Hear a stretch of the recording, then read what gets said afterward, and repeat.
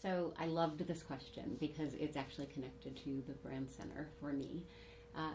For a really long time, I knew that I wanted to start my own thing, but I kept getting pulled in back at Ad Age. There was always something new for me to do. In 10 years, I had 9 jobs, and then I accepted the publisher job after, I thought I was actually going to be leaving and going and doing something else, and then I stayed for another 8.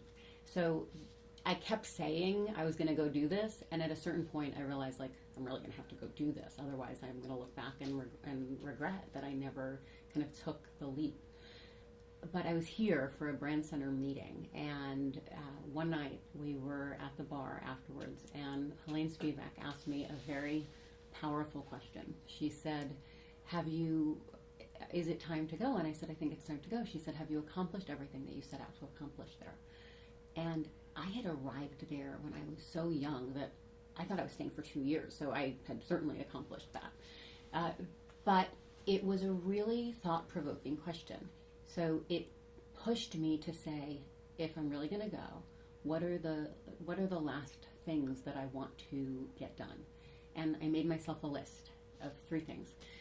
One was setting up a membership model, and the reason that was important was because as content had become kind of pervasive, it eroded Ad Age's subscription model. But we had built out so many products that I felt that there was a way of us constructing it that we could be charging for the intelligence that we were putting out into the market. So I did that.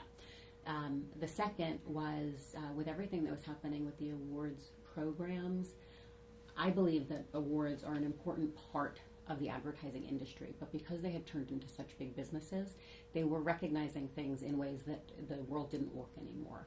And I believed that Ad Age had a platform that we could start recognizing work in a way that made sense for today. And so I decided to take our A-list platform and our creativity awards and create a meaningful platform for the industry. And that was the second thing I wanted to do before I left.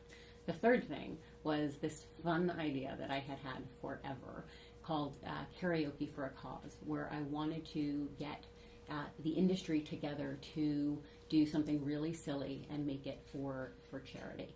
Because our industry had always been so fun, and it kind of had gotten really serious. So we started this program called Karaoke for a Cause, and I had envisioned every part of it.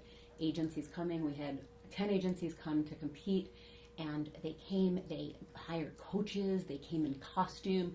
It was hilarious. The only thing that I hadn't imagined was Gray brought a marching band with them. So suddenly, it was a whole marching band on stage. It was hilarious, and we sent $10,000 to a charity for the winning team. So that was an amazing thing. So that was probably a long answer to a short question. But Helene asked me that question, and it finally made me put a stamp in the ground of, okay, it's time for me to go. Here are the 3 things I need to do before I go, and then it's time for me to take the leap. And I did. My favorite difference is the fluidity with which I get to live my life right now. I am starting a business, but I also am the mom of a 16-year-old boy and a 13-year-old girl. And when I worked at Ad Age, and I worked there for a really long time, and they got to be part of my life there, and I always was able to be at the things that I wanted to be at for them, but I was living, if you will, at my office, and I would go to their things. Now, I work from home a lot of the time, and so I get to be there when they come home. I get to, if I decide my son's a golfer and he's going to college in a year and a half, and if I decide that I want to block an afternoon and go play golf with him, I get to do that. And so my timing was kind of by design, because I knew there was a certain point that I wanted to get to really do that and have them kind of be the primary, but just have everything kind of flow the way I wanted it to flow. So that's my most favorite difference. My most favorite similarity is the work that I'm doing. It's going to make a difference. And I always believed that at Ad Age, we made a difference in the industry. So I believe in using your platform for good. At Ad Age, we did that. We were able to celebrate all the good stuff that was happening in the industry and highlight the stuff that we thought needed to be changed. So we tried to use our platform to really affect positive change. And the work that I'm doing now is focused around mental wellness and helping people live their fullest, best lives. And there's no more important mission that I can think of using my platform for. So that would be my favorite similarity.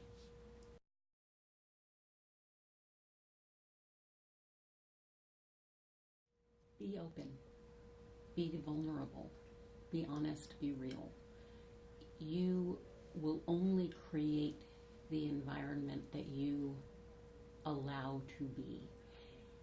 There becomes a point where you become a leader, where even if, as I did, I lived for so long at that age, everybody was my friend. But then you ascend to this position and people are afraid to tell you stuff. You can't create that culture. You need to push for honesty. You need to be honest and transparent yourself if you're going to create that environment. You need to take the time to listen to people. As a leader, we're merely coaches.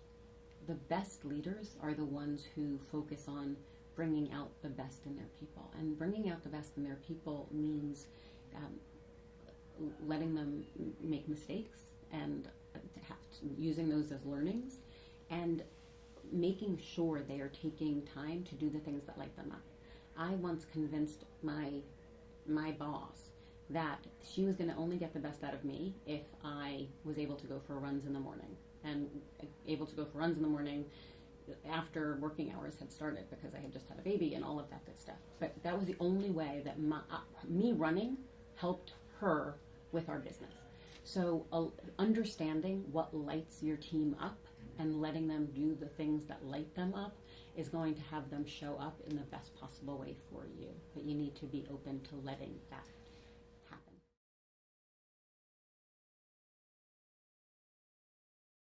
Well, the funny part about my book is that it was never I never intended for that to be my book.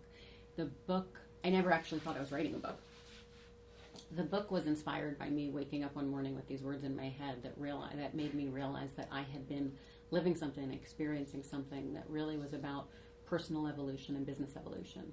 And literally woke up with this idea at 4:30 in the morning, formulated it in my head, and by 6 o'clock I was out of bed, showering, got dressed, and I had a breakfast meeting at 8 o'clock. At 10 to 8, I texted my client and said, I'm actually sitting down here and I'm ready. And I had already written a 10-chapter outline to a book I never thought I was writing. So that happened. And the book happened because of this exploration that I had gone on in my life, where I kind of explored my happiness and my creativity and started living life as if it was an arts and crafts project, because I loved arts and crafts as a kid. And I decided that I could live my life that way and it would be so much more fun than it had been before. And through that whole experience, kind of woke up with that epiphany, wrote a whole book about business evolution and personal evolution. It led me to an agent that I never thought I was having. It led me to publishers. It led me to some lovely rejections. And it led me to a publisher in Penguin who liked what I had done but didn't do that kind of book. And after they rejected my first book, it led me to the Book of Doing, which is basically all the activities that I had done that led me to that moment of having this idea for the book in the first place. So the entire idea behind the book was the exploration of creativity. So they say write what you know. I would just say continually pay attention to the things that you find exciting and inspiring, and explore your own life, and that kind of idea will emerge.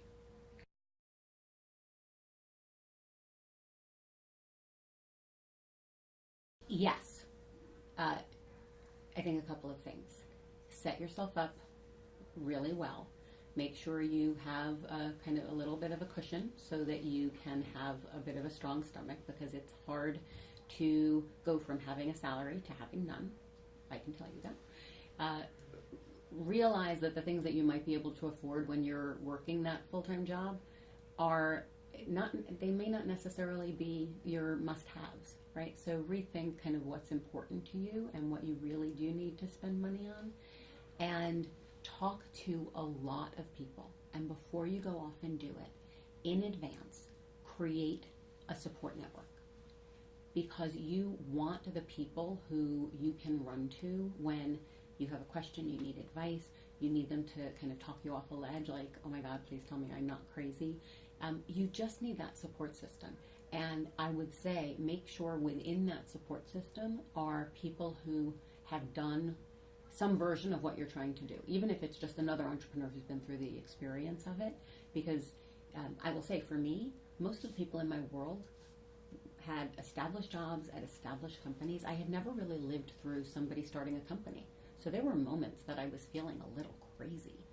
And when I finally found some people who had done this before, I no longer felt crazy. I realized what I was experiencing was just part of the entrepreneurial experience, and I suddenly felt very sane.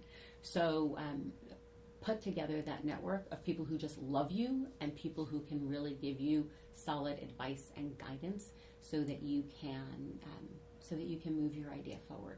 And things are going to take so much longer than you expect. So put those guidelines in place so that you can kind of be tracking your progress, but be really open to this idea that your idea is going to change over time, and it's going to lead someplace that you might never have expected, and that's okay. But just make sure whatever it is that you're building continues to be something that speaks to you. And if suddenly you're like, oh my God, this feels like work, then you're on the wrong path.